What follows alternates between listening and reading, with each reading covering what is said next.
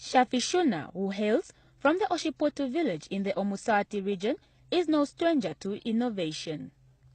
Last year, he made headlines in the media after he designed an aircraft. The grade 6 dropout from the Iiputu Combined School this time designed an electricity transformer which generates electricity from sand, salt, water, spirit, and papers.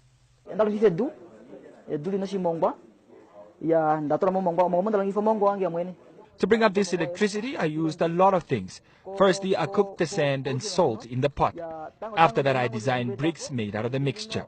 Then I took papers and cooked them for 3 days and also made bricks, which I put radio magnets in them so it's able to suck energy from the cables.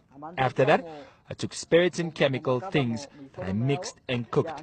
Then I started measuring the current of the electricity produced from these mixtures. After that, I had to study the circulation of the electricity.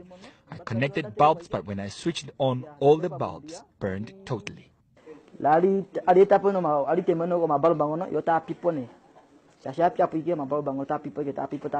After that first experiment, Shafishuna realized that he was producing electricity of high voltage that needed to be filtered. He did so by using an iron zinc coated with paint made from the chemical mixture. Currently, as we speak, this is the electricity I use back home at the village since March this year. I have not experienced any problems, and I service the transformer on a regular basis. It works nicely, and I even use it to weld things at home.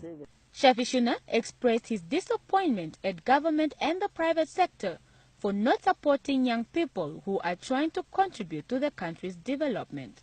What makes me worry is that most of us have experienced an inborn talent, but there is no support at all. That's why you see people committing crime. Imagine you ask here and there for support, but no one is willing to help you. Because people in this country are just stealing and drinking alcohol because they've given up on their dreams. They can develop the country.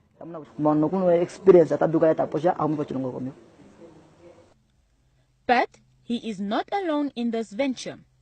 Lao Lange Shifa is a mechanical fitter graduate from the Windhoek Vocational Training Center and helped Shafishuna to assemble the transformer. However, the innovators are in desperate financial need to expand the project. What we're doing, it's actually something that can put our country in a map, that can actually uplift our youth, that can create more employment for our youth and for our following graduates. I mean, as we can see, people are just in the street, no jobs, right? Actually, we can actually make something big out of this.